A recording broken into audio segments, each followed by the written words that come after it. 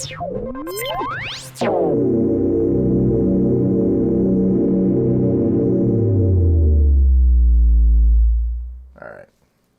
Well, I'm not sure if we're live or if we're recording, but the fact that he's putting on that mask means we will be talking about a certain game, I believe. He hasn't told me anything.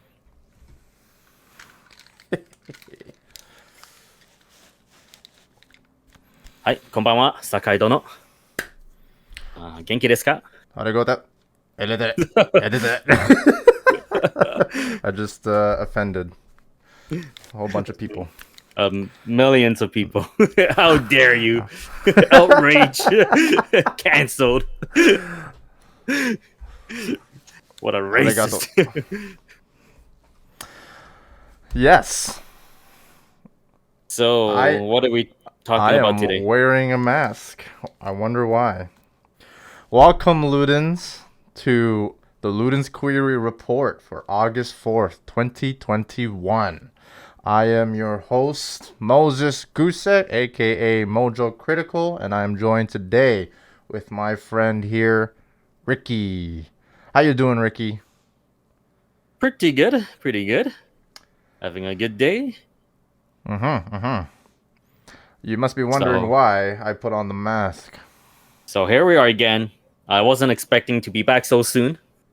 And yes, I do notice the mask. What is going on?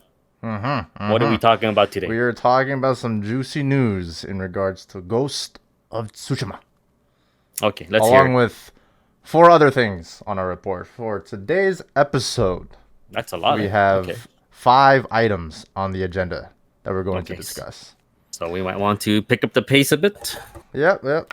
Some of these things we might just gloss over because there's not much news to really expand upon. It's just more updates on certain things that I think are worth talking about.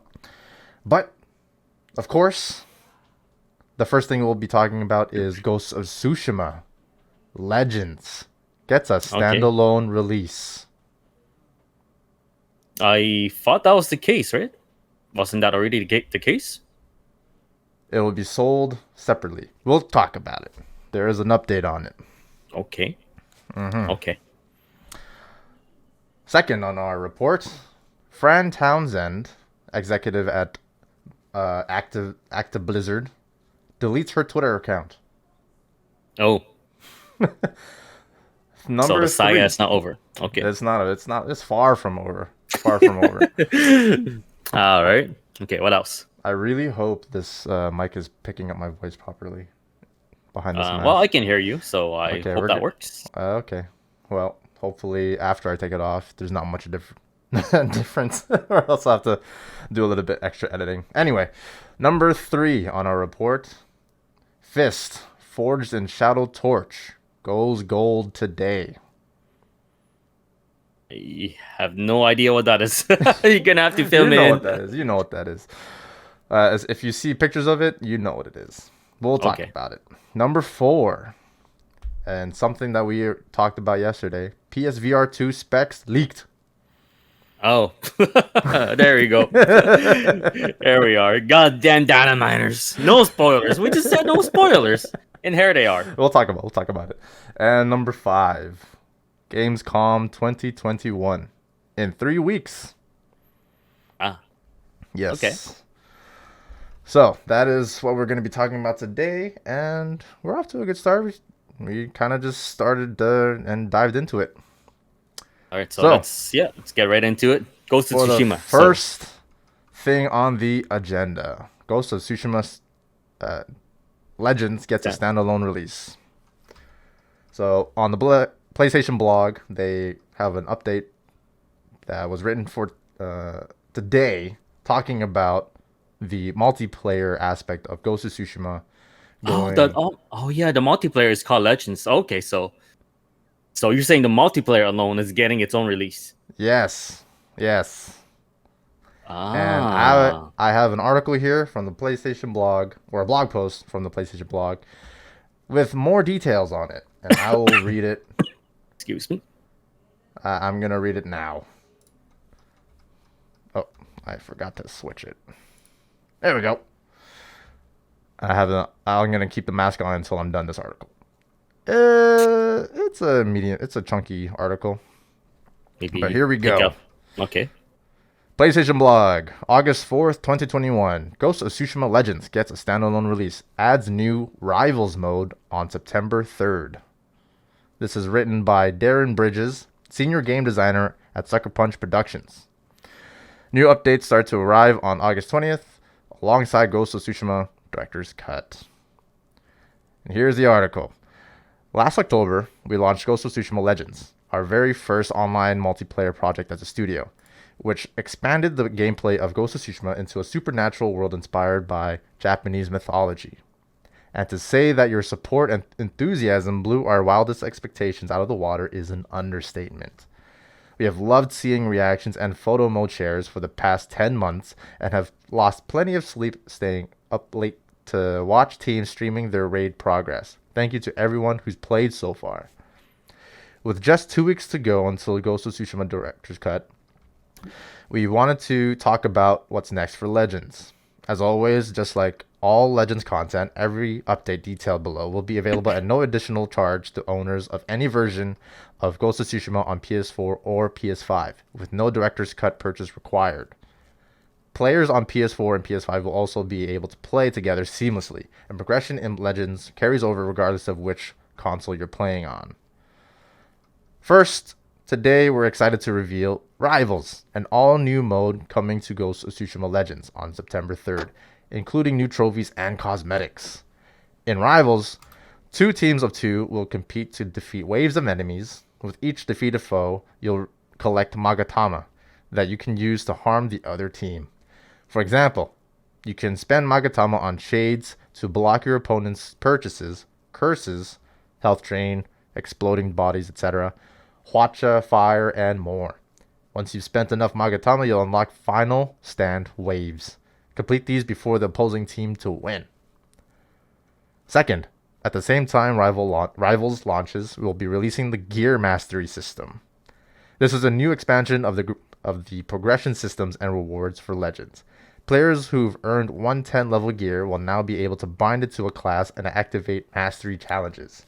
This will allow a piece of gear's key level to be upgraded to 120 and eventually unlock a second perk slot. As you activate mastery challenges, you can also unlock a new ability and new techniques for each class. Starting on August 20th, release date of Ghost of Tsushima Director's Cut, we're also releasing an update that will add new features to Legends, including some changes based on feedback from the community. We've rebalanced the survival mode to shorten the session length and added new weekly survival nightmare challenge variants. We've also unlocked additional cosmetics in Legends for players who've earned them in Jin's story and New Game Plus. Again, all of the above will be available at no additional cost if you already own Ghost of Tsushima. But for those of you who don't own Ghost of Tsushima yet, but are interested in trying out Legends, starting on September 3rd, we're also offering a new way to buy Legends on its own, without the single-player campaign starring Jin Sakai. This new standalone version of Legends will be available on PlayStation Store starting on September 3rd for $19.99 US, €19.99 euros, or £15.99. I believe these are all currency symbols that I am not confident in, on PS4 or PS5 consoles. With the exception of some cosmetics that can only be unlocked via the single-player campaign, this is the same Legends content accessible by owners of Ghost of Tsushima, so you'll have access to the content released in 2020 in addition to everything new described above. And of course, you'll be able to play cooperatively with players who own the full version. For players who purchase the standalone release of Legends, if you decide you want to check out the rest of Ghost of Tsushima, you'll be able to upgrade to Ghost of Tsushima Director's Cut at any time for $40 US, 50 euros, 44 pounds, or that's for the PS4, or $50 US, 60 euros, or 54 pounds PS5. And please comment below if I totally got those currency symbols wrong. In addition to all of the above, we'll be adding a new piece. I'm offending the whole world right now.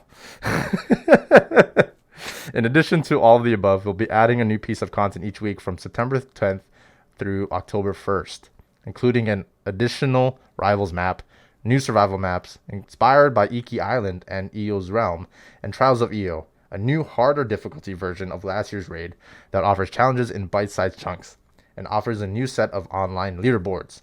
Thank you once again to everyone who has played Ghost of Tsushima Legends. We can't wait to get all of this new content and the Ghost of Tsushima Director's Cut into your hands very soon. And let me take off this mask.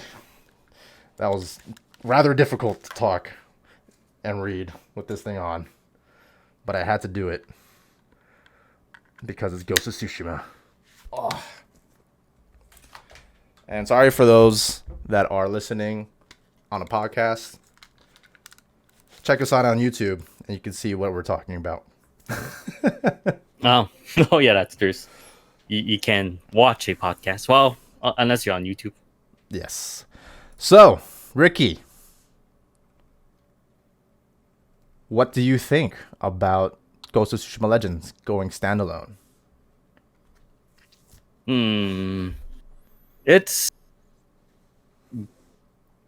I guess I have to play it to see how the changes, how much they added to the multiplayer, because as of right now, the multiplayer, it's wonderful. I love it. But that's because of the main game, the base game.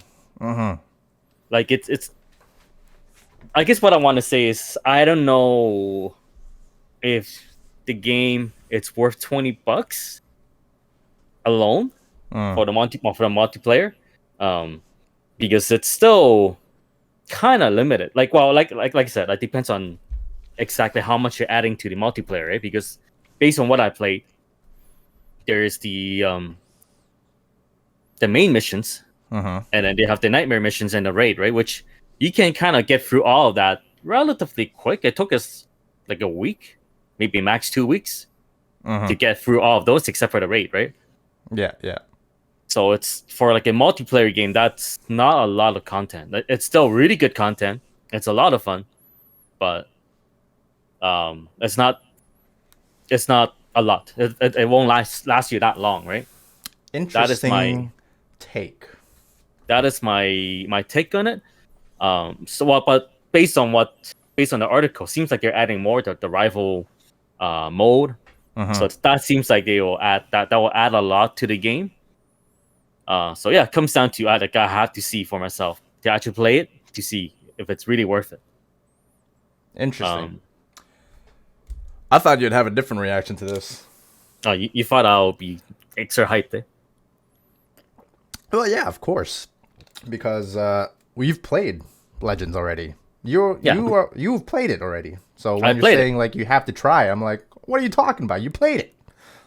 Like I played it. I mean, how much more did I want to try the new content to see how long those things will last.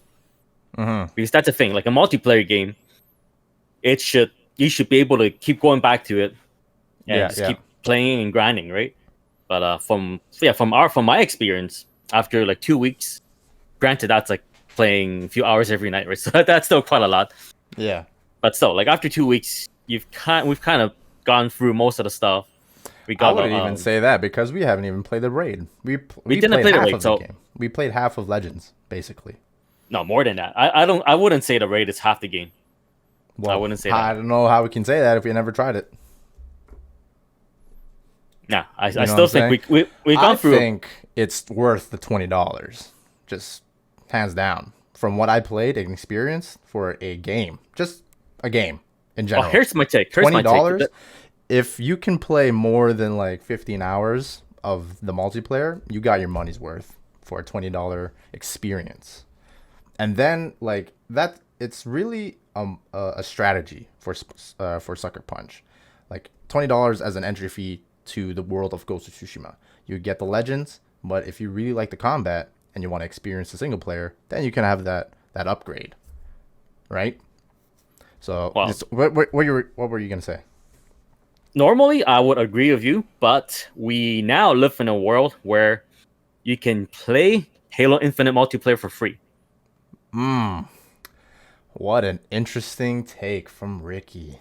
That is the world we live in right now. So as long as that exists, people will always compare it to it Mm-hmm. and ask, why can't this be free? Why Mm-hmm. can't the multiplayer be free? Right. Right. So that is the problem. Like if you want to charge money, as much as I kind of want to pay for the game, like we can't help people from comparing that to Halo Infinite.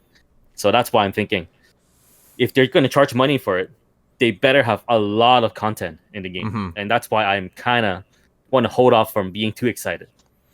That's an interesting take because with a game like Halo Infinite, it's not raids, it's not PvE content as far as I know.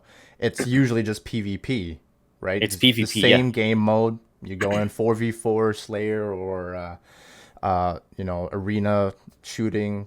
It For a multiplayer game, you're really essentially just doing the same thing over and over again, and that's how usually every shooter is. And but that the gameplay loop is what everyone constantly wants to keep going back to and ends up playing hundreds of hours, thousands of hours into a game that you're basically doing the same thing over and over and over again. And it's free to play because there's going to be other monetization in it in regards to cosmetics, like the money has to come from somewhere yeah, for yeah. free to play. And I think that's a distinction we need to make when you think about what's a free to play game versus a free to play multiplayer game versus a paid multiplayer game. Because I know for sure for a game like Ghost of Tsushima Legends, right? All the cosmetics are in there already, and the gameplay loop is about unlocking them as you progress, and it has that looter kind of RPG aspect to it for a multiplayer game. And that's the loop that a lot of people cater to. But also, I think if you're comparing it to a game like Halo Infinite, you need to compare like the repeatable and replayable gameplay mechanics of it. Is it fun to play? And if fun enough to keep playing, then like you're gonna end up playing it hundreds of hours, right? I'm sure if there weren't other games that came out when Ghost of Tsushima came out, they released Legends in October of last year, right? And I know for sure in November I was playing a different game because Death Stranding came out. If I wasn't playing a different game or there wasn't any title that grabbed my attention away from Ghost of Tsushima Legends, I would definitely keep playing that and try to find a group to play the raid with. Because as of right now, I've yet to experience the raid, and I really want to. And also, with what they said in the blog post, they did say that they're gonna run consistent weekly updates up to, I forgot what the date was. Let me bring it up real quick here. So while you're finding that, I just want to kind of comment on regarding the whole cosmetics and quote unquote free to play aspect. Like for us, we've experienced the game, so we know that you can get more cosmetics and stuff, right? But how are they going to market that, right? Because most people, what they're going to do is they're just going to look at the game and they'll see the price tag, which is one Mm-hmm. being free, one being $20, and they will just immediately make that judgment saying, why am I paying $20 for this? Mm-hmm. Like people will have to kind of go out of their way to find out that yes, there's no microtransaction in this game. That $20 is all you're gonna pay. Most people they're not gonna even consider that. Mm-hmm. They're just gonna look at a price tag and think that's a ripoff. That is the main issue here. That is the main issue here. Like we're not just looking from our perspective. Like for the two of us, we know Mm. that $20 is more than worth it because we've played it, we've experienced the base game, we know what to expect. So this is for people who hasn't experienced Mm-hmm. the base game nor the multiplayer. How do you appeal that? How do you market that to them? Yeah. And that $20 is a huge hurdle for them in a Here's a world where, and here's yeah, a thing that I feel is dangerous with this free to play trend. It's making gamers entitled to free it things. it's true. Like I'm not saying it's wrong. I'm just saying this is what's happening right now. Mm-hmm. Like And I do I not agree with I the yeah, whole I free to don't like it. play. I I don't don't like it. like how well. I wouldn't It's say I don't like it. I just no. it's the At the, idea at of the it end of that the I don't day, like. no. Not, regardless, I don't like it because at the end of the day, you tend to end up paying more for it. Just look at, well, let me ask you, how much have you spent on Apex? That alone. No comment. Because, like, if I'm sure you pay, if they charge full price for it, which is like But $80, I'm that's sure you it's a spend more than that, right? for me, right? It's about it's not about like, oh, shiny thing, I'm gonna go buy it. First and foremost, it's about me supporting. That's my decision, my philosophy on it, and it's not gonna be the same philosophy for every person playing these games, these free to play games with microtransactions. But my philosophy on it is, am I enjoying the game enough, and am I getting value out of it for me to support the developers and for them to continue to improve this game, give me more content for this game, and give them what they deserve. And that's my mentality on it, and I think that's what people should think about when they're playing these games that are free to play and they have microtransactions. You need to consider, like, am I just buying this because it looks cool, or am I buying this out of the purpose of supporting a company I believe in, supporting a developer that has provided me with hours and hours of entertainment. And for a game like Apex Legends, I just put in, like, this probably sounds like rookie numbers to some people out there, but it's like 1,000 hours maybe over the course of 2 years. That's a lot, right? How much money? How much money have you spent on it? So No that, well, comment, because don't I haven't added it up. no It's a need to lot. answer. It's a lot. But what I want to say is, where do you draw the line, right? Where do you think? Where at one point you think, okay, I've spent enough for this game. I'm gonna stop supporting it. But there is still new stuff coming out, and you want them. Yeah. So it's a downward spiral. Like, you can tell yourself, you can convince yourself, I'm just supporting the dev, but it doesn't change the fact that it's not a good practice. Yeah. Or no. Yeah. Well, this is a topic for a different time. We're getting off topic, so we want to keep this under an hour. So yeah. Well, let's talk about the Legends update then. Will you be playing it a lot when it comes out? That's for a little bit. Mainly because I have other games. There are a few other games I want to play. Yeah. Especially in September and October. So chances are my answer will be no. Like, I'll play it when it first comes out, but come mid to late September, my attention will be put towards other games. Yeah.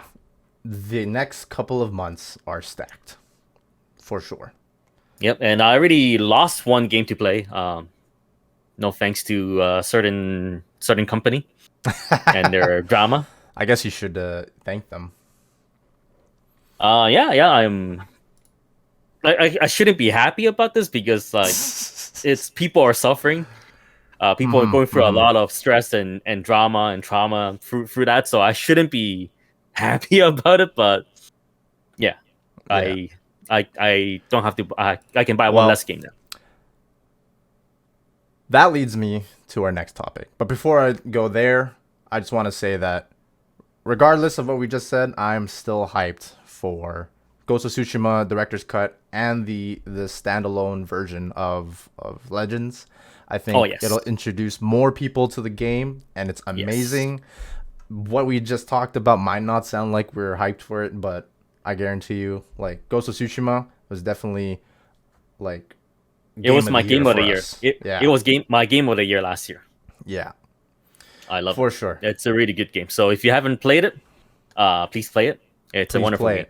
Now it has an even lower cost of entry with the $20 because the Legends mode is definitely worth the $20.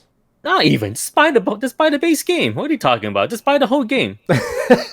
It's one of the best. I'm just saying, because you were talking about everyone is so stingy. They want to play free games, but this is $20. Instead of playing and complaining about the $10 extra playing for PS5, Pay Just buy the base $20 game, you get everything. That's the value for your money. for the frugal, patient gamers out there. Pay the $20 for Legends. Wait for the sale on the upgrade, and then get that. Be happy. Then you can be happy. Anyway, moving on to more depressing news.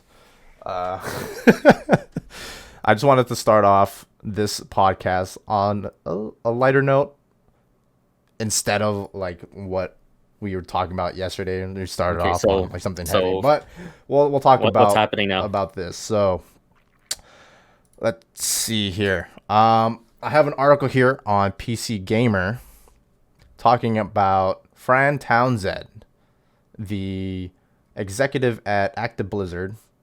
What is she? Chief Compliance Officer. And in light of all the things, it's not a title. It's not a title. I'm just describing what this is about. Fran Townsend deleted her Twitter account because of all the backlash she received from her tweets regarding this whole Blizzard Activision kerfuffle going on. So I'm going to go ahead and read this article. Oh, I clicked an ad. Now you got to read that too. Okay, what are they selling? Okay. It's a Razer Blade 15. Okay. On PC Gamer, Andy Chalk writes, defensive Activision Blizzard executive deletes her Twitter account. Fran Townsend pulled the plug following a furious reaction to a July 30 tweet. Oh my God, this sentence is hard for me to read. Let me try that again. Fran Townsend pulled the plug following a furious reaction to a July 30 tweet criticizing whistleblowers. That made my mouth do weird things reading that. Activision Blizzard Chief Compliance Officer Francis Townsend, who earned the ire of Activision employees and fans with her defensive response to a lawsuit alleging widespread sexual harassment and a frat boy culture at the company, has deleted her Twitter account. Townsend pulled the plug after retweeting last week an Atlantic article on the problem with whistleblowing, which sparked an immediate and furious backlash. Townsend only joined Activision Blizzard in March 2021 as the executive vice president for corporate affairs, prior to which she had a long career in the U.S. Justice Department, under both the Clinton and Bush administrations. In 2004, she was made assistant to the president for Homeland Security and Counterterrorism under Bush, becoming a key player in the war on terror, particularly with regard to intelligence gathering. In that role, she toured the notorious Abu Ghraib prison in Iraq in November 2003, which, according to a Washington Post report, resulted in interrogators feeling pressured to intensify intelligence gathering efforts at the prison, aka torture. Abu Ghraib became infamous for the rampant abuses and mistreatment of prisoners at the hands of U.S. troops and agents that came to light following a CBS report in April 2004. World of Warcraft community manager Josh Allen alluded to Townsend's history in the Bush administration in a tweet celebrating the effectiveness of efforts to drive change at Activision Blizzard, including the deletion of her Twitter account. Quote, Fran deleting her Twitter over the Acti-Blizz situation, but not the literal war crimes she previously defended, is maybe the biggest indicator yet of how strong this movement is, end quote, he wrote. Quote, we are loud, we are angry, and we are just getting started, end quote. Another Activision Blizzard employee, Overwatch UI/UX designer Daniel Peterson, accused Townsend of making an already bad situation for Activision Blizzard employees even worse with her criticism of whistleblowers. Quote, you literally spent an hour directly hearing the gut-wrenching pain and anger of employees last week, and this is what you decide to amplify while vacationing in the Hamptons, he tweeted in response to Townsend. You actively burned wonderful people who want safety and equity. Probably equality. It says equity. While demolishing trust in our company, end quote. It was Townsend's initial response to the sexual harassment lawsuit filed by California's Department of Fair Employment and Housing that pulled her into the spotlight. While some executives, including former Blizzard president J. Allen Brack and Activision president Bobby Kotick, said, wait, what? Activision Rob Kostich? I think this is wrong. Said the behavior described in the suit was deeply disturbing and completely unacceptable. Townsend dismissed the claims as essentially dishonest, saying they presented a distorted and untrue picture of Activision Blizzard, including factually incorrect, old, and out-of-context stories, some from more than a decade ago. Activision Blizzard CEO Bobby Kotick was eventually forced to disavow the response as tone deaf, but Townsend appeared to double down with a July 30 tweet in which he declared a story critical of whistleblowers entitled "The New Moral Code of America's Elite."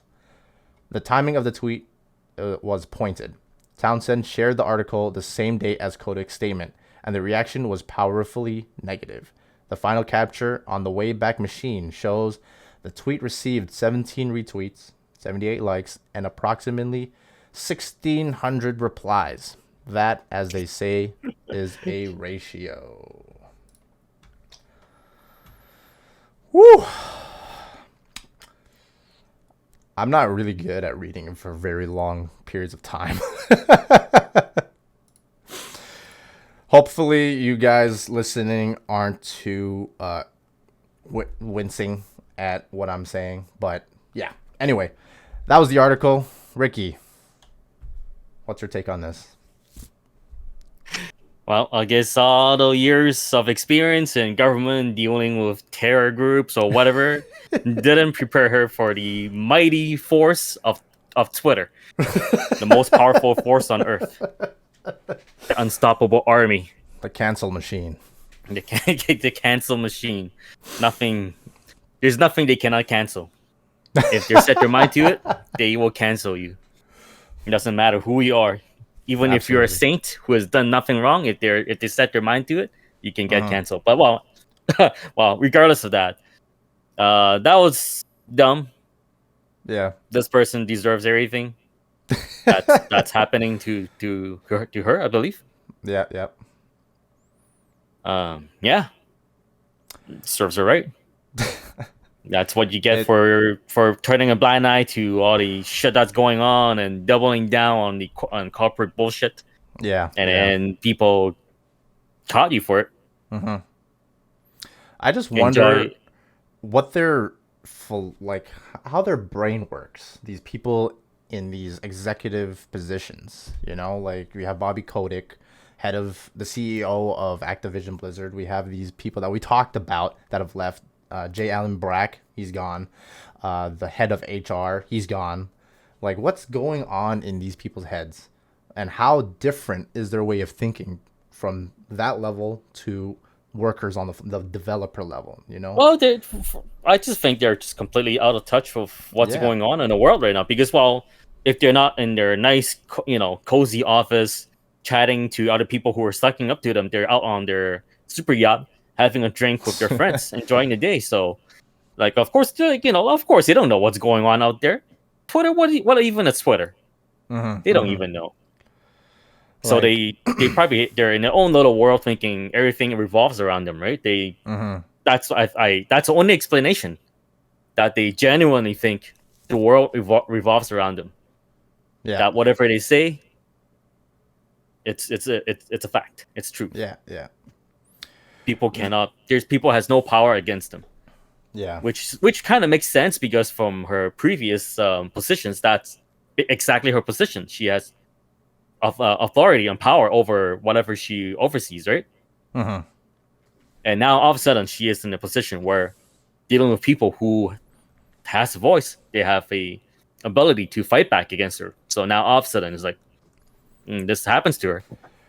The thing that catches my attention is the fact that she only joined Activision Blizzard in March 2021. That's this year. And then she wrote an email to all the employees at Activision Blizzard saying that all these allegations that were coming forward were distorted and false, and they were just what they are, allegations with no base to them, no foundation on them. And she's saying things like, "This is not the company that I know." Like, how do you even know this company? You've only been there since March. For 4 months. Well, maybe she's pretty hardworking and went through all the documents in the past 10 years and knew the company. But wow, that's Doubtful. bullshit. Doubtul. Yeah, who's Anyway, gonna believe like, that? what I want to say to those listening, I do agree with Ricky. That's deserved. She deserves to be canceled because it's absolutely tone deaf. But there's a line. Death threats are just No, yeah. Don't you go. don't be mean. Don't be mean to human beings, right? Like, justice should be served, but like, death is a serious thing. Like, death, I can't believe death threats are even a thing. Like, and Was that what's going on? Like, well, just in general in the gaming industry, okay, yeah. death threats to devs because of something going on with someone's favorite game. Like, oh, this character got nerfed, death threat. Yeah. It's happened in the anime industry too. Well, when Some there's a animators huge got fandom threats. of thing Yeah. of a certain thing, Yeah, there's some people are just too entitled, man. Come on, yeah, like just relax, man. Relax. Complaining is one thing. Don't yeah. don't send death threats, man, or any Just threats. justice needs to be served, but still, Be be civilized, man. human. Be Be human. civilized. We're Yeah. Ludens. We have to stick together. That's how we're gonna win this. Wow. But yeah, that's all I think we gotta say about that. Yeah. I guess I'm this is why I'm sure we're gonna be talking about this Blizzard thing for a while. Yeah, in it's these far from reports. over. Yeah. But moving on to number 3 on our Ludens Query report.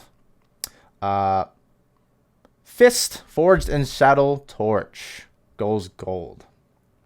So we were talking yesterday about supporting the right studios. We have all of these big corporations like Activision Blizzard gaining billions of dollars because of these, recycled content like Call of Duty and things like that. And Sports game. where are you putting your money towards? And there's indie studios out there that are coming out with some really awesome looking games. And for me personally, this game looks amazing. Like, I'm pretty hyped for this. And I know What's this game? Fist Forged in Shadow Touch. It's, how do I describe it? If I describe it to you, you're gonna know what it is. It's the rabbit with a huge mech arm, and it's a side-scrolling platforming okay. action game. I see. Yes. I see. Yes. So I have a tweet here from the official Twitter account of Fist Forged in Shadow Torch. Just a small update on it. So 20 hours ago, as of this recording, the Twitter account for Fist tweeted, Fist Forged in Shadow Torch has gone gold for PlayStation. Our rabbit hero is ready. Coming September 7th on PS5 and PS4. This is also going to be released on PC. What is your knowledge of this game, Ricky? I know you've seen this, and we've talked about it a little bit. And I've only seen that little bit of trailer, and that's it. Yeah. I know very little about this game, so I know. Yeah, no comments. It looks cool. That's I'm willing to give it a shot. That's all I can really say, honestly. Yeah. Honestly, for me, this game looks really good. From the trailers that I've seen, I've only seen 2. Like, one, probably the same one that you saw. I think they showed a little bit of something during E3, and then I went back and looked for a story trailer for this game. And honestly, this is an indie studio. I think it's a Chinese development studio, but they are still indie. And the quality of what I'm seeing from these trailers looks amazing. Like, it reminds me of Oddworld, Soulstorm. It's Chinese, yeah. It's Shanghai TI Games Network Technology Limited. Yeah. Yeah. But this game looks amazing, and I think this is console exclusive, but also available on Steam on Windows. Then wait, then that's not console exclusive, right? It's console exclusive, not exclusive, but console exclusive. Like the console is PlayStation, Oh, but so also not. on PC. Oh, okay, that's what you mean. Okay, I see. Yeah, I yeah, see. yeah. So PS4 and PS5. I wonder if they're gonna have any implementation of the DualSense features on it. But Well, this game looks dope. You're a rabbit with a huge mech arm that I'm it sure looks you're pretty gonna be cool. able to upgrade. And I So think we'll these are see. the games that I think we should all really try to, be more open-minded to, because these are the games that indie developers, they have a vision for. And I think personally, the indie devs out there, indie studios out there, they put out games that are more towards artwork than they are like just another game to release into the gaming industry machine, right? Like Well, with triple kind of. Well, a triple A lot of them titles have become a little bit like they're getting very similar. complacent. Yeah, they're trying to be safe, right? They're trying to appeal to the as many people as possible, so they have to be as generic as possible. Hmm. Whereas indie games, they can afford to take a bit more risk, and I just kind of want to add that more and more games are coming out from Chinese devs, so we shouldn't sleep on them too much. Hmm.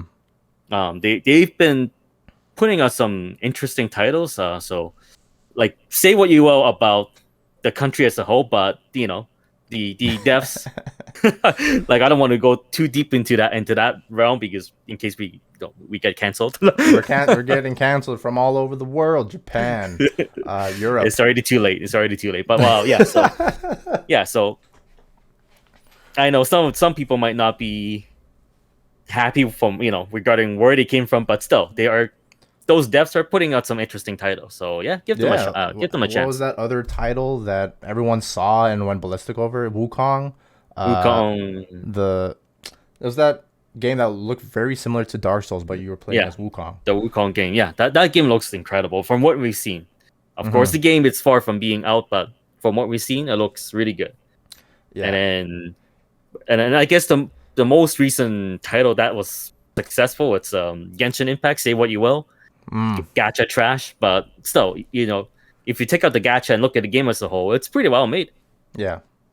Especially for something that can be played on mobile, it's quite a feat. Yeah. Yeah. Yeah. Yeah. So yeah, don't sleep on them.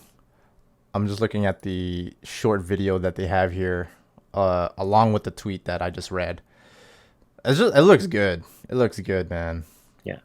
For those of you watching on YouTube, you can't deny this looks pretty dope. Gone gold. Look at that fist. Oof. I can't see. I think that'll be a. You've seen it, but yeah, it's I think that fist is gonna add a lot of interesting gameplay mechanics, and I'm hyped for it. And I believe there's a demo for it on Steam. Oh, So, is there? Okay. I think so. After I haven't played it yet.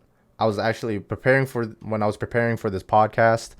I was looking up Fist Forged in Shadow Torch, and I discovered that yeah, there is a demo on Steam. So I'll probably play that after.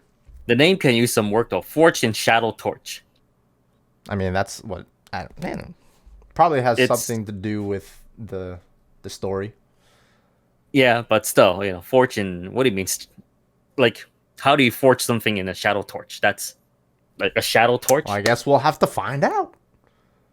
Well, still If this better turns than out, still better than some games out there. The names recently, what's it called? Hunters Arena Legends. Like, what kind of name is that? It's like the most generic thing you can think of. It's a type of game you see at That's what I'm YouTube saying. ads, right?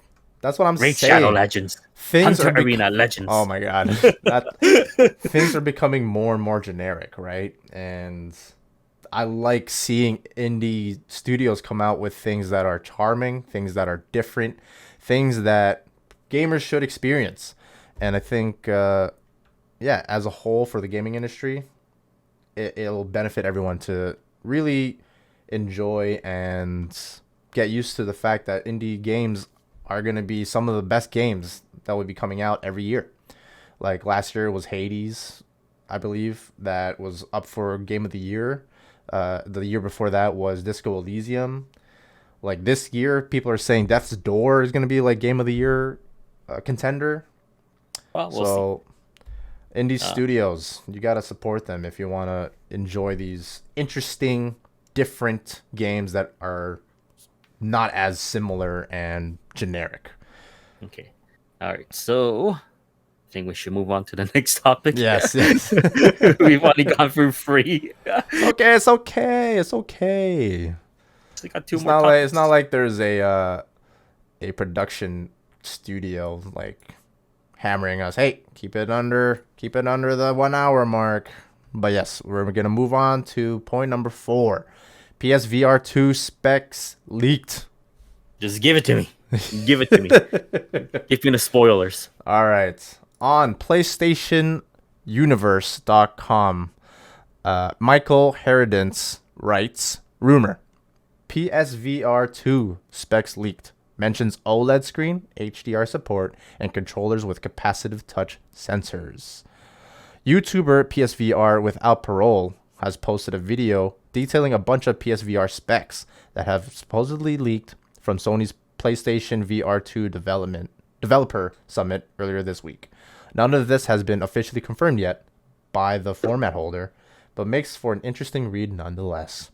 While many of the details have been posted before, there's a bunch of tidbits there that are new in regards to what PSVR 2 is packing under the hood.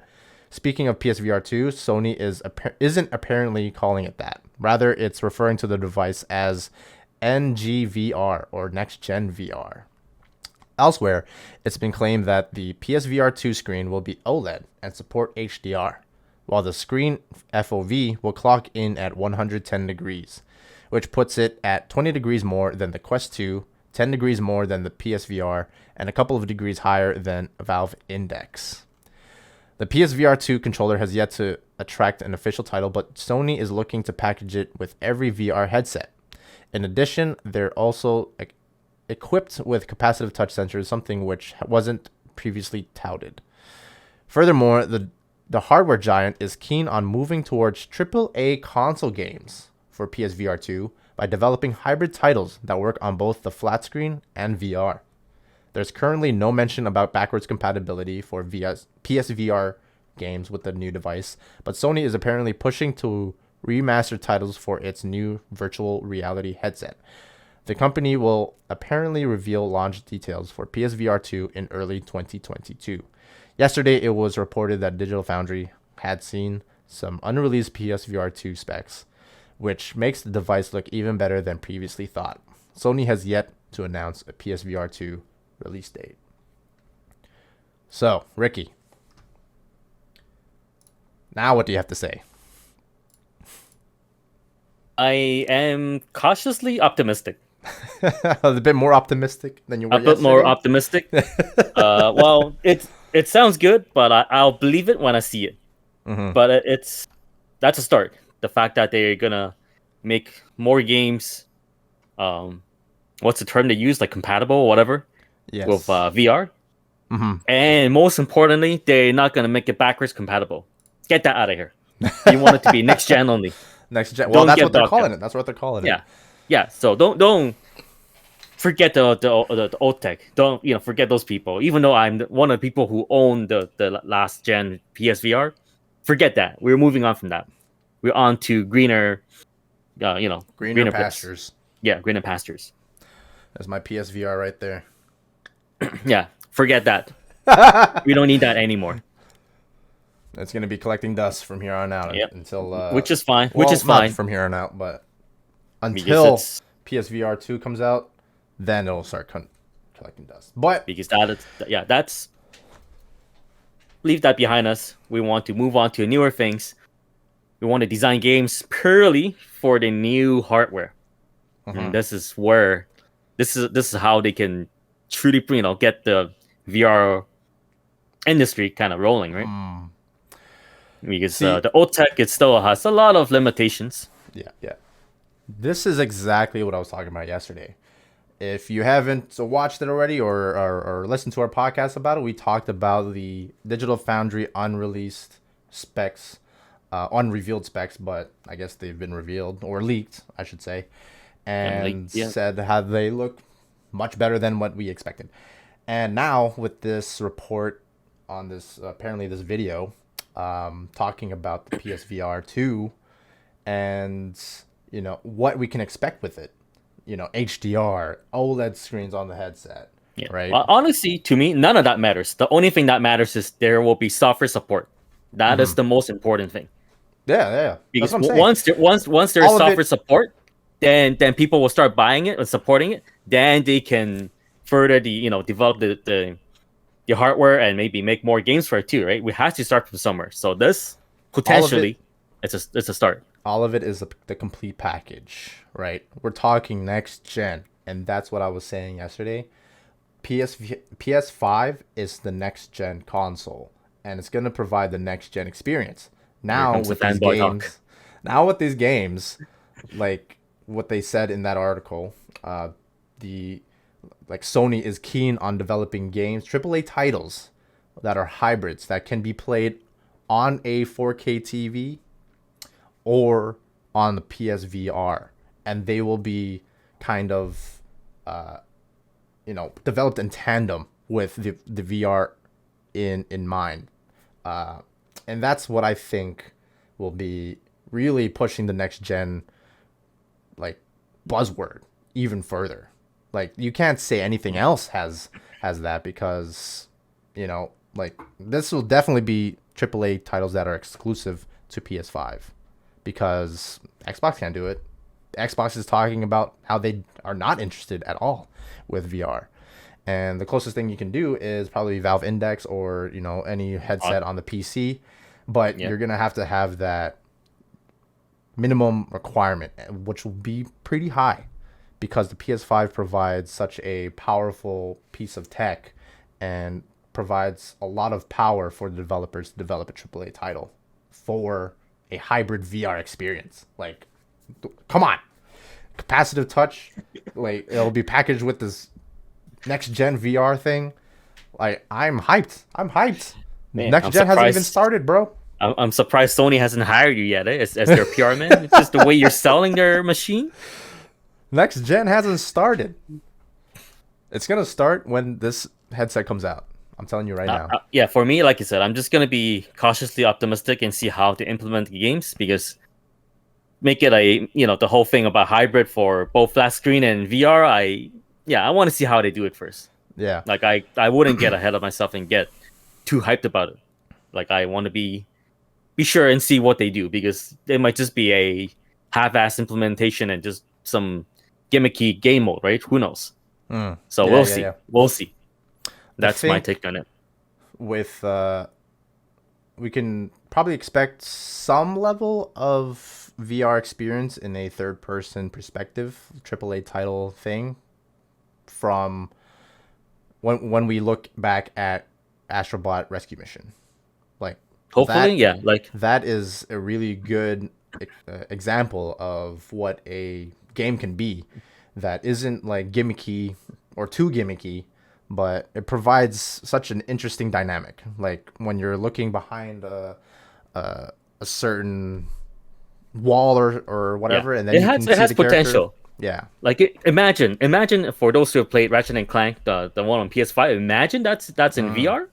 come on now with adaptive Imagine if triggers, imagine if that's in VR. and That would be haptic that'd be feedback. pretty. Come on, Yeah. next gen. So We haven't experienced it yet. I'm telling you. all right. Okay. All right. So I think that's that. Yeah. Time for our next topic. Next topic. Talking about the future, we're gonna have Gamescom 2021 in 3 weeks. So No idea what to expect from it. that's what I'm gonna ask you. Jeff Keighley writes on Twitter Oh no. Let me get. What is he up to now? He's just announcing Gamescom. So Jeff Is he Keighley gonna tweets 3 weeks is he from gonna sing today. it handily, save Gamescom like he did for E3? 3 weeks from today, get a new look at this holiday's biggest upcoming video games and what lies beyond. At Gamescom opening night live, a live 2-hour showcase, streaming and co-streaming everywhere. Wednesday, August 25th, 11 a.m. Pacific, 2 p.m. Eastern, or 8 p.m. Central, I believe.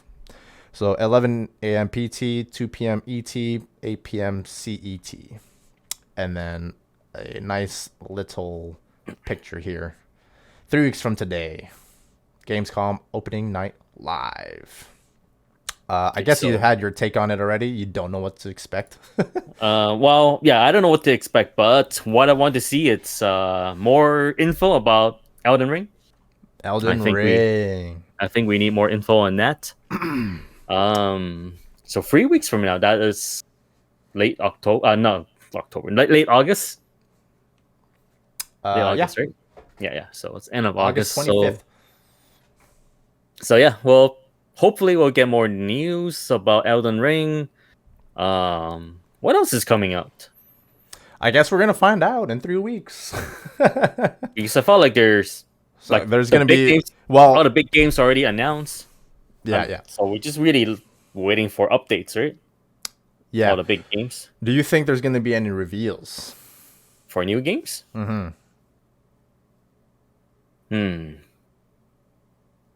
I'm for like legit like AAA titles that we have no idea. I kind of doubt it.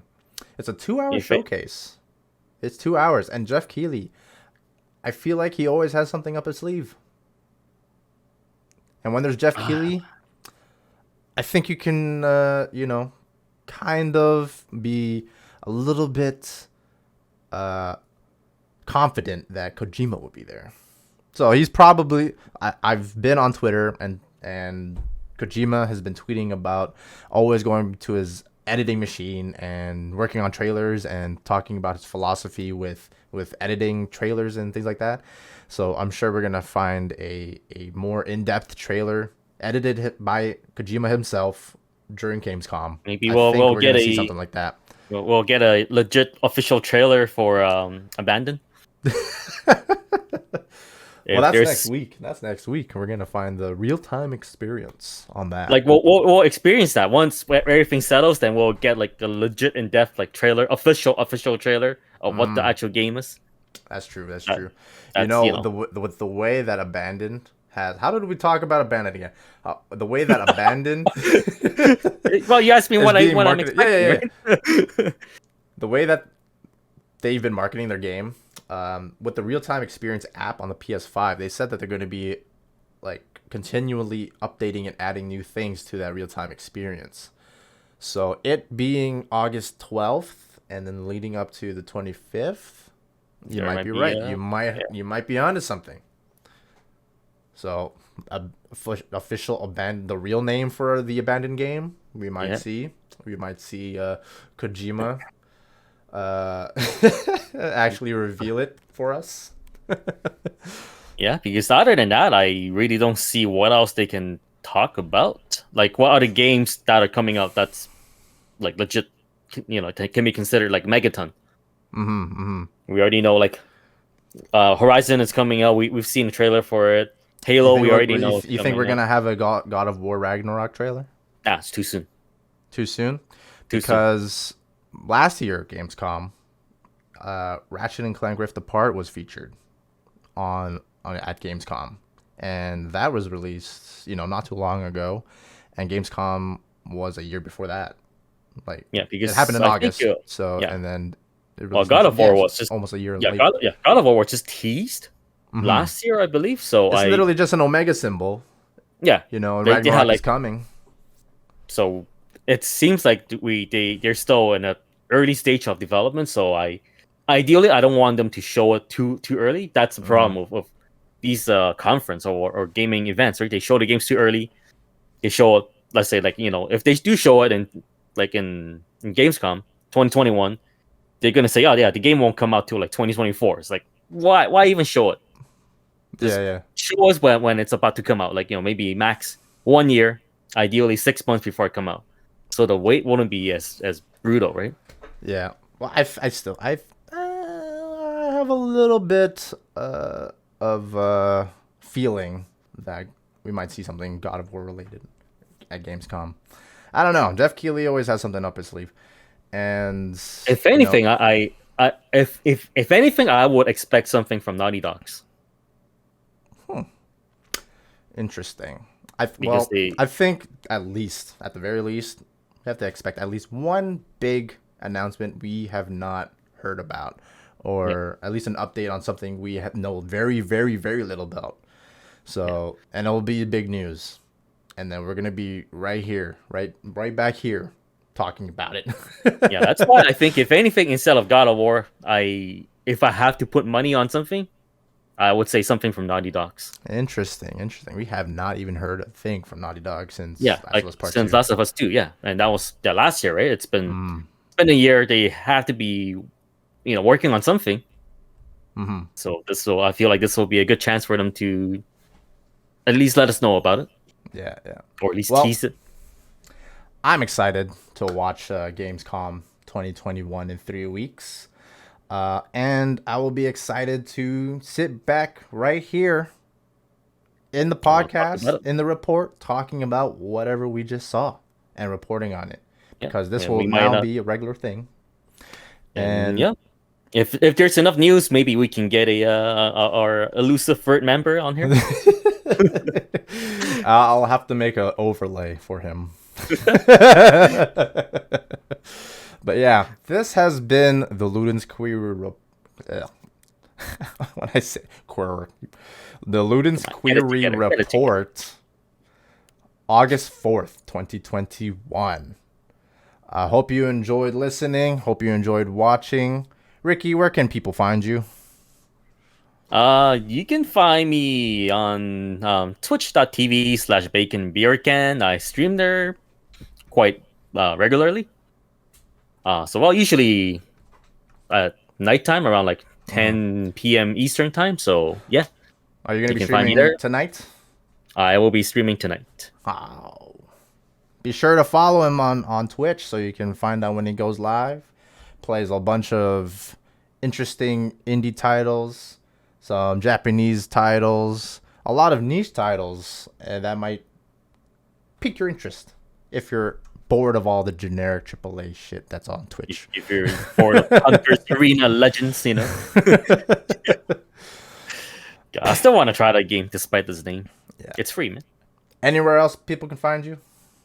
You can find me on Instagram. Look for BaconBeercan, although I don't update that too often. Mm-hmm. But yeah, you can check that out. All right.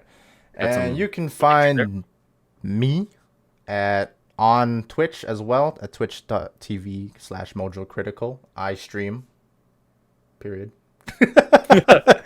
I used to say frequently, regularly, not so much anymore. Now I'm just going to be focusing on this stuff. I enjoy this much more than streaming. I'll tell you that. And Twitter. This is where I get the juice. So I'm on Twitter at TheMojoCritical. One word. Capital T, capital M. And yeah, this has been the Ludens Query podcast, doing the Ludens Query report. Like us on YouTube. Subscribe to our channel for future updates and notifications for when we go live again or upload another report. We don't have a set schedule yet for this. It kind of just happens. It just happens. And yeah, if we offended anyone and you want to cancel us, leave a comment. And you can find us on podcast platforms all over the interwebs. Thank you guys for watching. Peace out, Ludens. Keep playing.